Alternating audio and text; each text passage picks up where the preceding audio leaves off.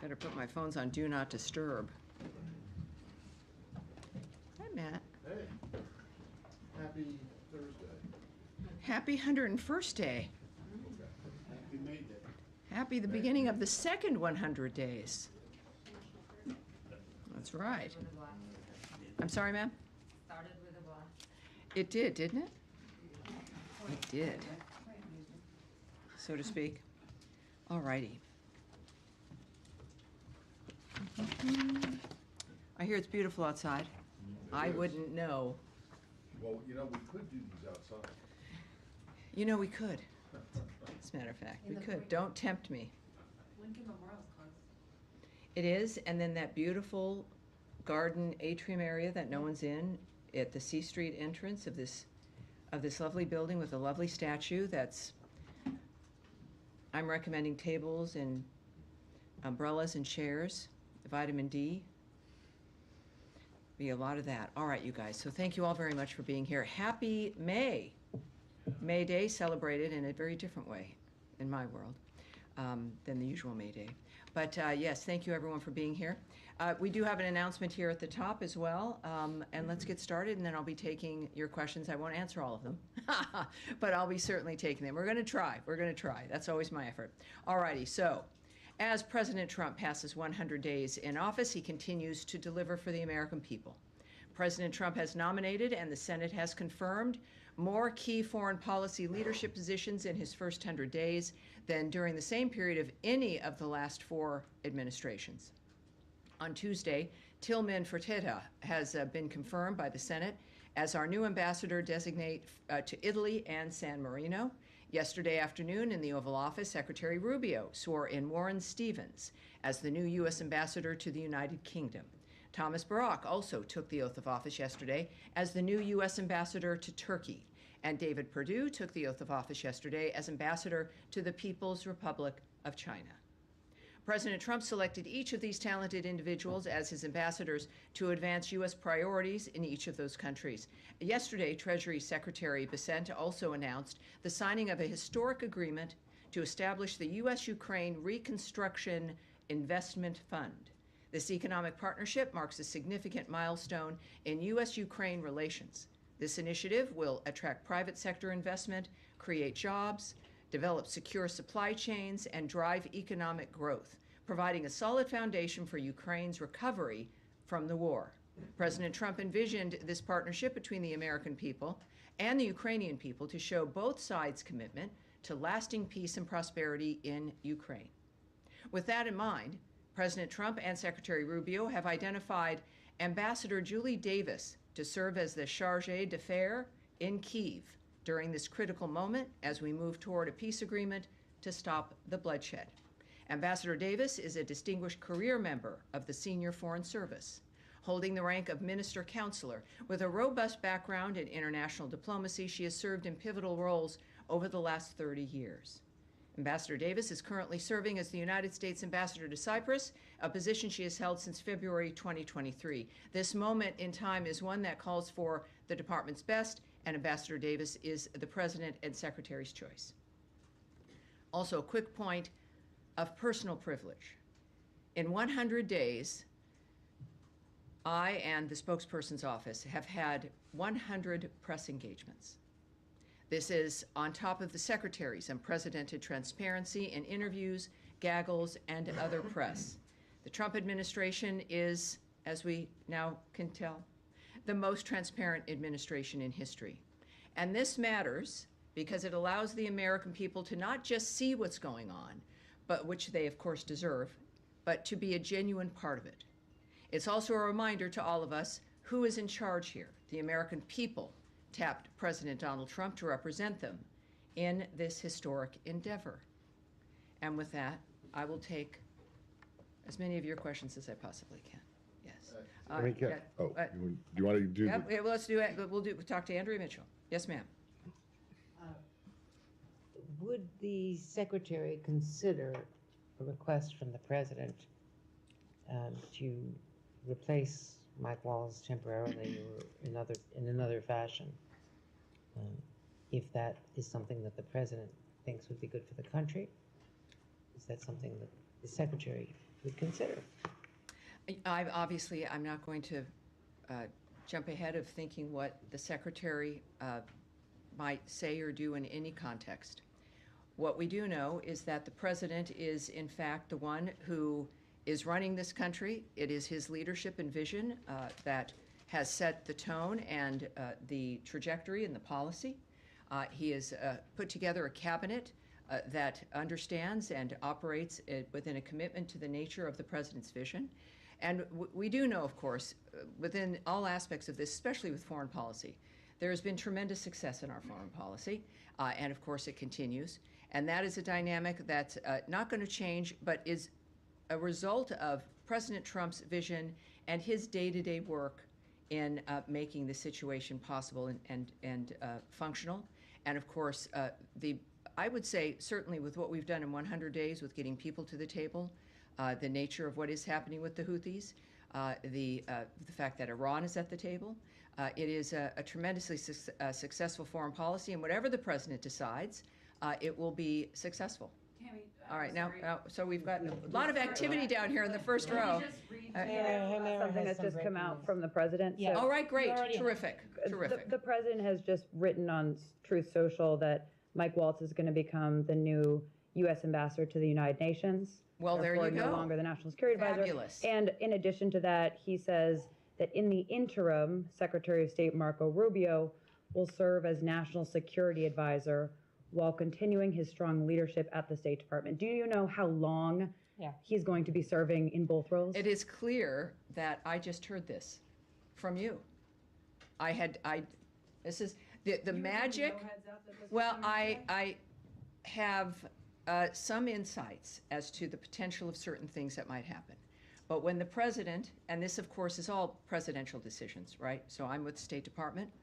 It is, as I think would be clear to all of you, you don't want to get ahead of your skis in drawing conclusions or speculating about what may occur. And you can have a general sense of what's possible, and then you see that manifest usually. But I think the one thing I've learned is that things don't happen until the president says they're going to happen. So the fact that is, which was obviously Truth Social. Yeah, so that is the miracle of modern technology and the social media.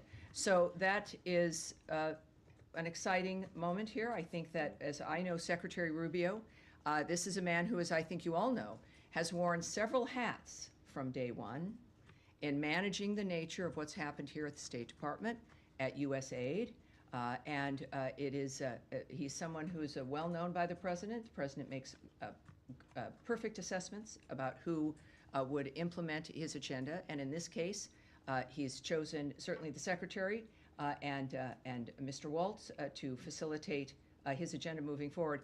Not entirely surprising, I have to say, and good news for the American people. You said you had some insights that this might happen. Could you just Well, I elaborate think on that a little bit? No, I can't, but thanks for asking. Do you tell us how from the insights that you do have, knowing the secretary Sure. and knowing this building, how do you see this working, and what advantages do you see with Secretary Rubio's experience in this new role? Well, and also his experience certainly in the Senate for so long. He knows everyone in the city. He knows how the city and how the departments, how the government works. He has a great connection, certainly as a senator, with his constituents here in this building, with the people who work in this building, and with the American people now as they get to know him. So his experience also, really, we've seen him be at the White House several times a week. His close working relationship day to day with the president happens for a reason, because they work well together. They clearly have been in an environment where they've gotten to know each other very well. And we've seen the secretary operate we have to admit, these last 100 days, it's like hanging on to a freaking bullet train. I mean, it is a fast dynamic with people who have a journey that is set with a goal that has been determined, and it's staffed with men and women who understand what the agenda is and how to get it done. Now, this is, obviously the president knows everybody in his cabinet, and all those cabinet members have staffs And every department has people that he gets to know and that make a difference in how the departments work. So when we think about how is Secretary Rubio going to do this, well, it's like, how does President Trump run the United States? You have people around you. It's not just you, right? These aren't single individuals working every day and you pulling the levers. It's about managing people. It's about assigning people to the right roles, as the president has just done. If anybody can do it, certainly with the secretaries, I've gotten to know him, it will be Marco Rubio. So, Tammy, can we? All right, now, were you finished in the sense of? When you get through this, I did want to ask you about the Houthis, because Secretary Hegseth had a very sharply He did. So worded let's do this. Are you warning. going to continue on this line? No, We're going to move on. All right. So we've done 3 and 4, and I know. Look, this is and you are going to be all writing stories. I'm going to be fascinated to read. But I think that's pretty much as I can say about the nature of what's going to happen from this point forward today. And so let's go ahead with Andrea and see what else. The Houthis. Presumably, Deputy Secretary Lando would step up to the daily management here at State. Is this a temporary? The Secretary Rubio is a very involved, energetic man. Many of you have traveled with him. You see what he's capable of. The American people have seen it. And there's been no point where there is a question about whether or not he could do something or how is he going to manage it. So there's no question about that, but he's not a man who does things in a partial way, and he would not have accepted an assignment if he didn't think he could do it, and he's, of course, working both. With that said, I can tell you that the other leadership in this building, as a newbie to politics, are remarkable. And certainly Deputy Secretary Christopher Landau, never met him, never knew him, and he chairs certain meetings. You see him in the hallway. This is a man with an extraordinary experience, cares about the individual, has a terrific sense of humor, it asks all kinds of questions, and is one of the most transparent people I've met. He's also very, very good at his job with the diplomatic aspect and moving policy forward. He's a remarkable person. And I think you will, whatever had happened today, you would see more of him. And there's dozens of people in a framework of leadership in this building that have made me comfortable to accept this job, to be in this job, to speak to you in this manner. And the Deputy Secretary is one of them, but there are dozens of others as well who Do you see this I have as faith a in. Kissinger model, who is the only other president that I know of who has done both the State Department and... Well, I guess we're going to have another one. All righty. Now, Matt, let's go. No, wait. Just you might- let them go. Oh, Because I don't think You're not having anything to say. Based on the insight that you have, do you have any indication when Secretary would have received the call from the president this morning, last night? Anything? no, I can't reveal the nature of the details of any exchanges like that. All right, so now, yes, back to you in a moment. Matt is, you're not ready? He's relaxing at this point. All right, that's fine. That helps me know where we need to go. Yes, go ahead, dear. Can you help us understand why this reshuffle is happening, or what it says about the administration's policy priorities that these moves are taking place? I think what it says is what his first term said to people, is this is a man who is very active, day-to-day, involved, knows what he wants to accomplish. Things also sometimes change. I'm not going to guess at the decisions President Trump makes. What we do know is the results of those decisions. And I've said a few times in this room, as people try to look at the minutia of necessarily the why or how many of one thing or a piece of gossip in a newspaper, that what really matters is the end result and what gets delivered. And I think that it is for all of us, whether it's any kind of business, is being able to be flexible in a dynamic, in a moment when you feel the need to be flexible. Clearly, this is the president's decision, and he made it for a reason, and I trust him, and the American people will see the results. All right, yeah, go ahead, please. Well, now, right after him now, we'll continue, sir. Go ahead. Go ahead, thank you. Thanks so much. Well, in light of your topper on Ukraine minerals deal, I have two Yes. questions. May I please get your response to Russian reaction? As you know, Medvedev criticized the president for a deal and called Ukraine, quote unquote, a nation that will soon disappear. I'm not going to comment on that particular remark. What we do know from this deal and what the president has said and what has been made clear now in this arrangement is that it cements a partnership, an economic partnership between the United States and Ukraine. And it is something that also speaks to the nature of how Ukraine will rebuild after this catastrophe.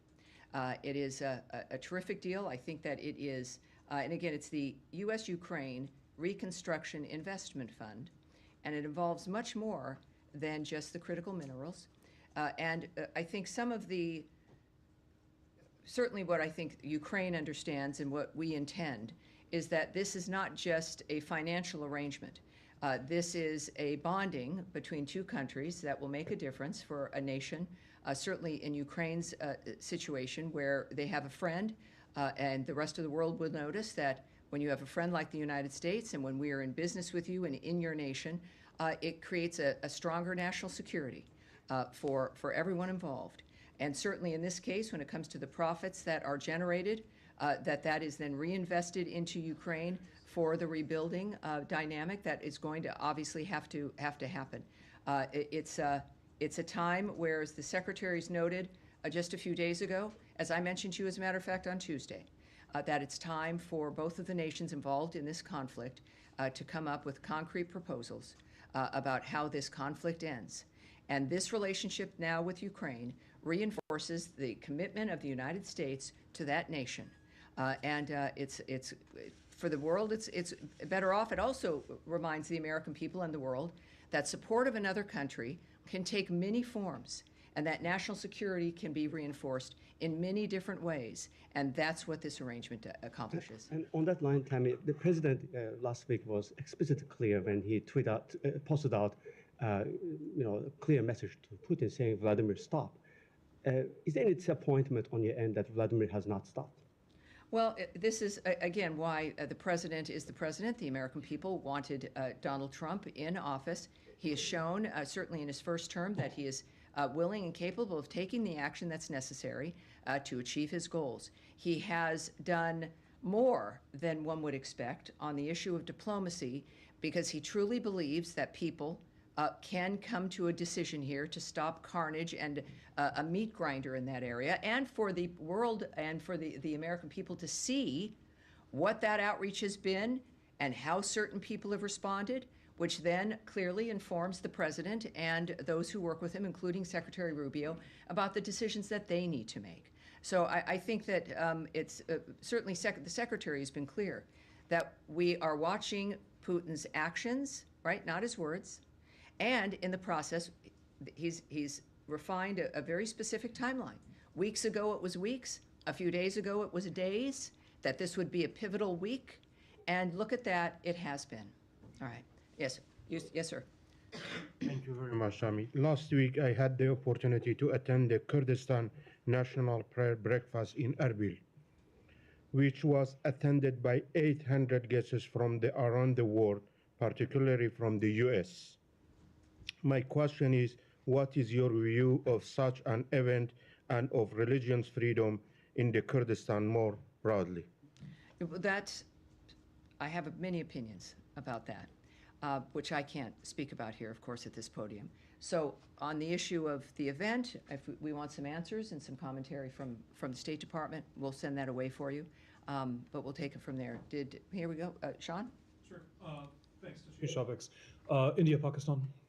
Yeah. The Secretary made calls yesterday to the Indian External Affairs Minister and the Pakistani Prime Minister. I know you issued readouts of that, but what's your take on how things have gone since then? Were there asks of the two sides?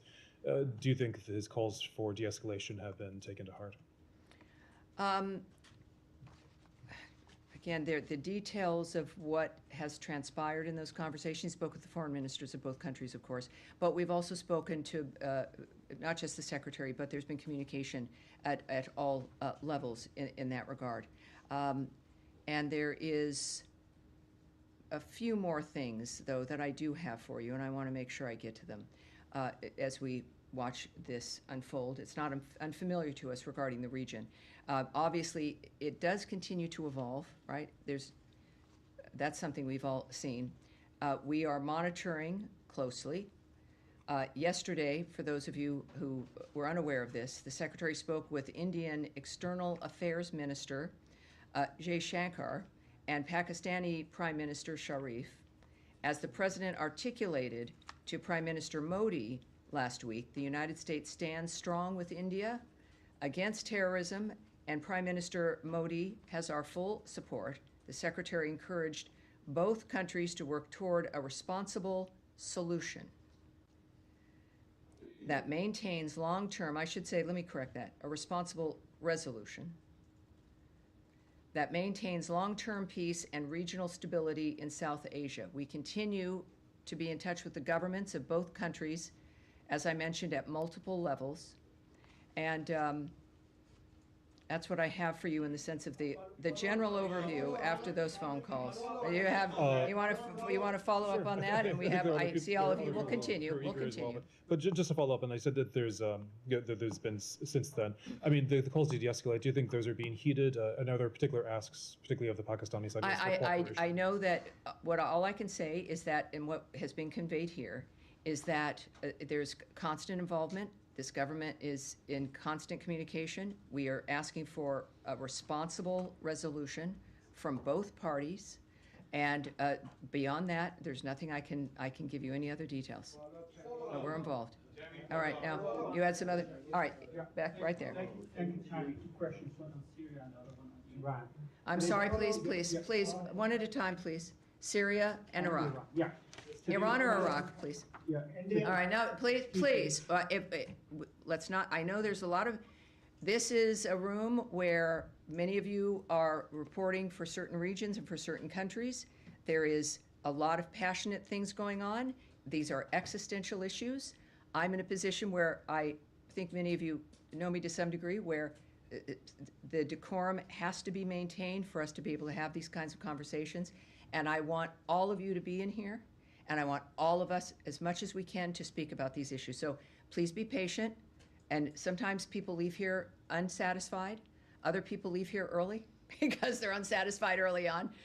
But we are doing our best, and I'm representing an entity that is working constantly on the issues you all care about, and that everyone watching around the world cares about. So let's proceed here. Yes, sir.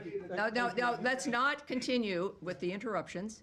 For the sake of your colleagues, let's take some time and allow your colleagues to participate here. Thank you. Go ahead. Yeah, thank you so much, Tammy. Let's start with Iran. Today, the Omani foreign minister announced that the fourth round of the indirect talks with Iran has been postponed. Can you confirm that it's postponed or it's cancelled? And then what would you have to share on this with us? And the second one, do you have any reactions about the sectarian violence against the Syrian Jewish population with 2 days of deadly clashes near Damascus? Has left over 100. I can speak to both of those. This is what I can say about Iran, is that the United States was never confirmed to be participating in a fourth round of talks with Iran, which people had believed were Saturday in Rome, despite what there had been some reports.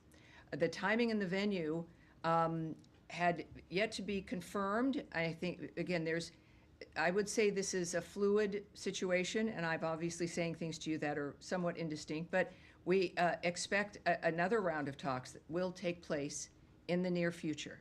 So those details, that's what I have here, is that's what I can tell you. And we aren't, though, going, of course, as you might imagine, going to get into the details of any of the negotiations themselves. And that was about, of course, the sectarian violence in Syria. Yes. So let's get to this here.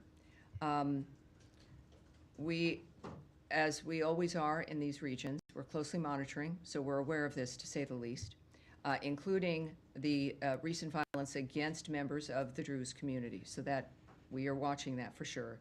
We urge the interim authorities to hold perpetrators of violence and civilian harm accountable for their actions and ensure the security of all Syrians, every single one of them.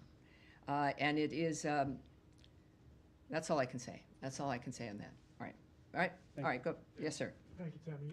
Two questions for you. Number one, Trump administration, first term and second term, is a foundational part of foreign policy. We'll talk to anybody, whether inviting the Taliban to Camp David or King Jong-un or Putin or whoever. It's no secret the Syrians are here in the States for talks with a lot of people. Why is the Trump admin kind of tiptoeing around the subject of meeting with the Syrians this week? I don't think it's about tiptoeing. I think it's about what's appropriate.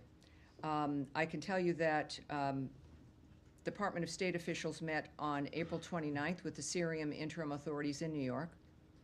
But just like any meeting with anyone, we're not going to tell you the details of that.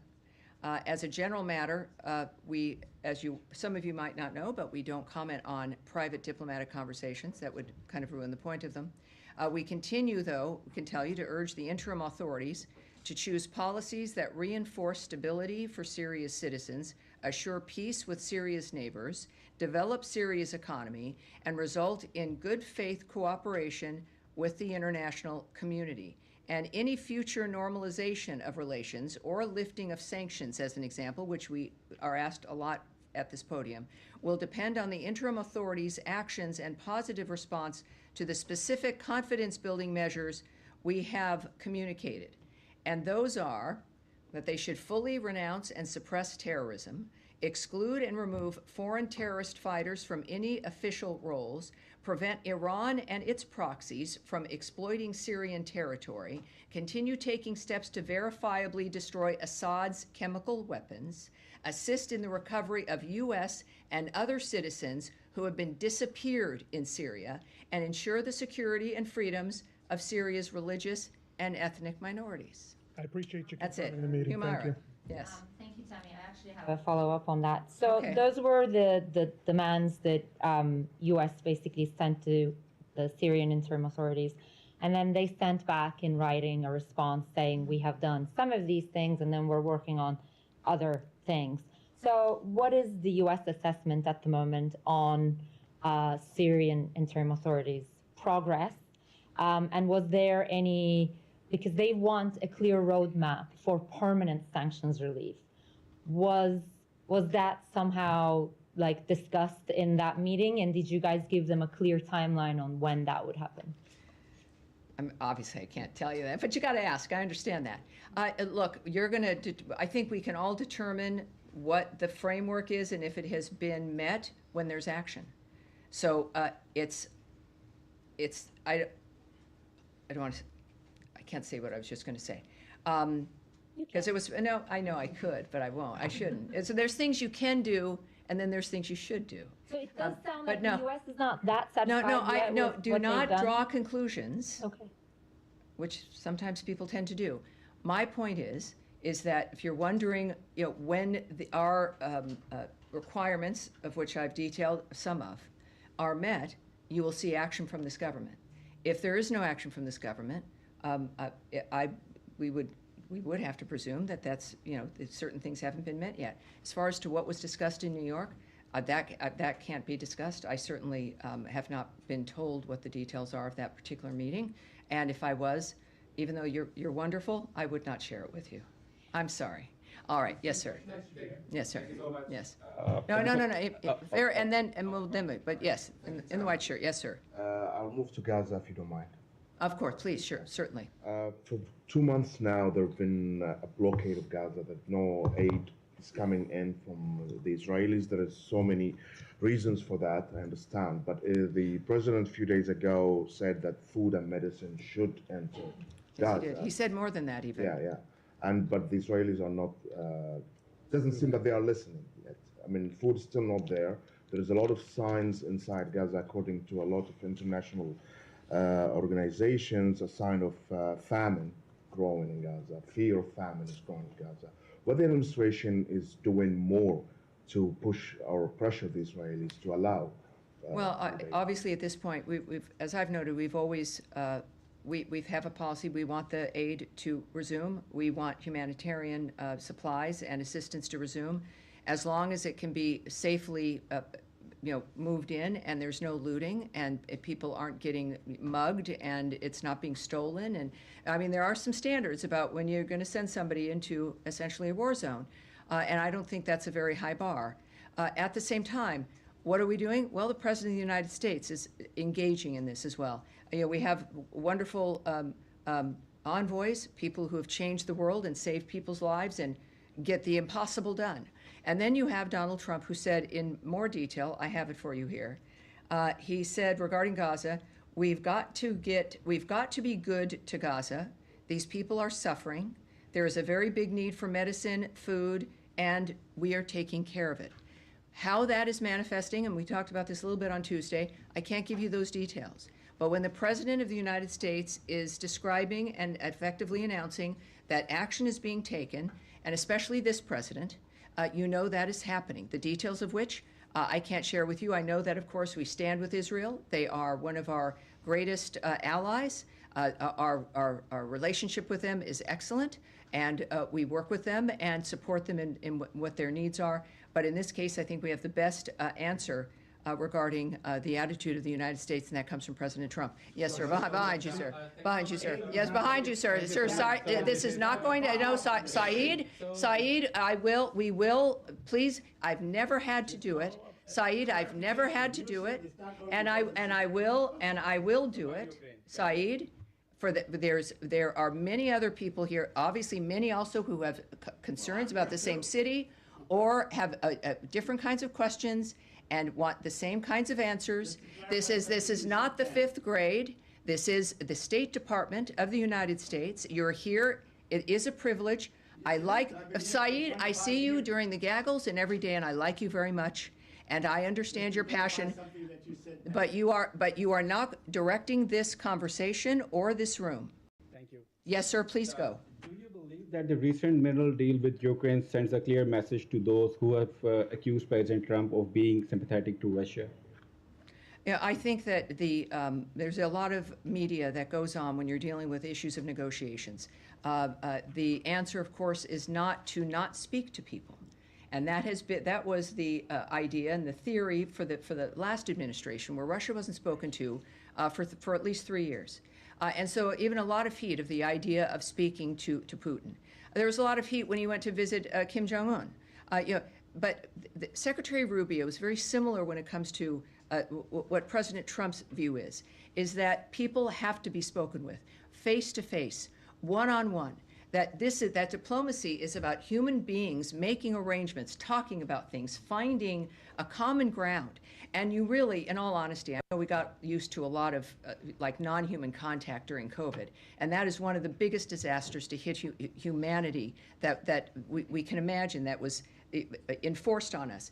So it is now clear that there is a commitment and an understanding of the importance of this kind of diplomacy. So I'm not going to guess at the nature of what President Trump and Putin might discuss. I do know that President Trump is doing it for a reason, and that is to accomplish an end to bloodshed and massacres. When you think about it, it's something that has to happen. That is what has always driven him. And with Ukraine, the same situation. You have the president of that country in your house in the Oval Office.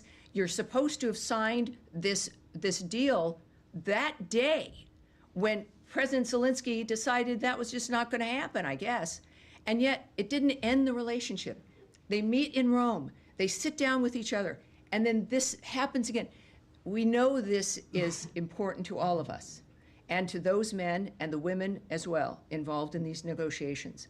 But it is something that is with a goal to solve something. And it's, I don't think we should look at the minerals deal as a statement about Russia, or if you talk to Putin on the phone, it's not a statement about something else. Trump has been very clear about his mission, and that is how we should look at through that lens. All right, yes, Andrea, again. Just a quick follow-up on that. The president did indicate on his way back from the Vatican that he would consider secondary sanctions if Russia kept bombing. He did. Russia has kept bombing, hasn't agreed to the ceasefire, and he's now apparently agreed to secondary sanctions on Iran, on people who do oil business with Iran. Mm-hmm. Is he considering secondary sanctions on Russia? Well, we know, again, that he's stated his willingness to do that, about the nature of, clearly we're not removing any sanctions that currently exist. The president wants, in every action that we've taken as a nation, to do it diplomatically. That he clearly, because of the commitment to it. And yet, he knows also that there's another part of the world, a whole globe, that needs some attention. And the secretary has also made it very clear that while our style will change, the methodology of how we contribute to this will change, in that we will not be the mediators. That is what I mentioned on Tuesday, and the nature of how this would change is we certainly were still committed to it and will help and do what we can, but we are not going to fly around the world at the drop of a hat to mediate meetings. That it is now between the two parties, and now is the time that they need to present and develop concrete ideas about how this conflict is going to end. It's going to be up to them. Yes, Eric. Eric? Yes, excuse me. Yes, Tammy, thank you. I wanted to ask, so many times in here we're asking about the day-to-day things, but since we just passed 100 days of the administration, if you could describe kind of writ large what you think the biggest accomplishments of the administration have been on the Russia and Israel fronts, and also what you see as the biggest challenges at this point. Well, I think it's very simple. It's the fact that the parties are talking. In every single dynamic, the parties are talking. And that is an accomplishment no one else has been able to do. I think this reinvestment fund, this deal that has just been signed, is so critical in that it is going to be generational, and it will make the difference for Ukraine at every stage, and provides a kind of national security that nothing else really could when it comes to the way the world views Ukraine. So I think getting them to the table, changing the idea of the world of what's possible, and this critical minerals deal are three really very big things. Challenges? All right. Saeed, would you like to say something, sir? Thanks for your patience. Thank you very kindly. I just wanted to follow up Yes, sir. for you to clarify. Yes, sir. You said that aid was not going in because of security issues that they No, cannot I said provide. that we want the aid to go in and support humanitarian aid, Right. as long as Right. there are guarantees regarding looting and safety and all. I think that's reasonable. Okay, yeah, I understand. I Yes. just want you to confirm that that is the reason. Well, I'm not saying, no, I'm describing our standard. Right. I'm I not giving understand. you a reason for something, Right, sir. because you know, in the past, when the war was full scale, let's say before the ceasefire, aid was still going in, and security was provided for the aid to be distributed properly and so on. So there is basically, like a pattern for that. There is a There's ways. system and There's agenda ways. for that. Yeah, Yes. that's all I wanted. I'm sorry if I seem to. Well, interrupt you, no, but I this is appreciate just a that. Thank follow-up. you. Yeah. But it's important to know that I will manage the room Yes, absolutely. in any way that I need to. And I really don't break my heart for needing to do it in a way that I'd prefer not to. In the back, sir. Yes. Yes, sir. Yes, you. There are 9 wrongfully detained U.S. citizens in Venezuela. Their families are asking for engagement, or at least that the administration do something to get them back. Is it true that Special Envoy Claver Caroni is engaging directly with the Maduro regime for some kind of exchange, maybe Venezuelans in El Salvador for these 9 U.S. citizens, or what is the engagement? Well, I cannot speak on any alleged or real diplomatic efforts, what's happening, and certainly not just that situation, but any other situation either. Yes, dear. Thank you. Related to 100 days, so wrongful detention. Yesterday, the secretary, he said, quote, the first 100 days of the 47th presidency, 47 wrongfully detained Americans have been returned to the United States thanks to the president's leadership.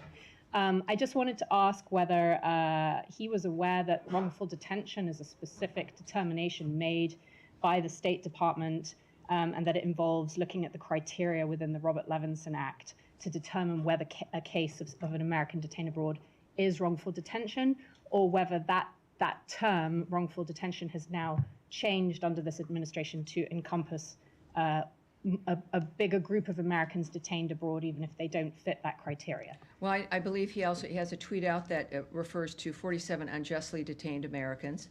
And so that's what I'll speak to here, and that is, of course, a correct number. It will be higher, I believe, soon, including in Afghanistan, Russia, and Venezuela, through diplomatic efforts. These are huge wins for the United States, and it is because of President Trump's leadership.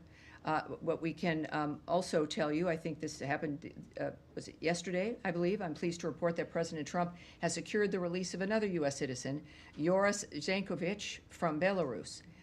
Since President Trump took office, he was released on April 30th and returned to the United States. We want to thank, of course, the government of Lithuania, who remain incredible allies and who have offered critical support to our efforts these past few months to bring more Americans home. All right, thank you. And yes, sir. A follow-up on Iran. The Iranian foreign minister has just tweeted that together with the Omani and U.S. interlocutors, we have decided to postpone the fourth round of talks for logistical and technical reasons. Can you confirm that the reason was logistical? Well, I can't confirm the details, or nor would I speak to what someone in Iran might tweet, no matter their position. But again, I said earlier, and I'll repeat it, that the United States was never confirmed to participate in a fourth round of talks anywhere. The timing and venue, there could be one in that it would take place in the near future, but we won't discuss the where or the when. So it's what the Russians would say, or what the Iranians might say, or anyone who would tweet is, of course, not something I can speak to. But I can tell you that from what our people say and what our envoy says, is that I guess something would take place in the near future, and as soon as we have those details, we'll let you know. And it's a very big day. That is going to be it for me. Thank you, everyone. It's a beautiful day outside, and thank you. It got very saucy in here, and I want to thank everyone for caring about their region and their issues, and I appreciate everyone behaving as much as they possibly could. Thank you.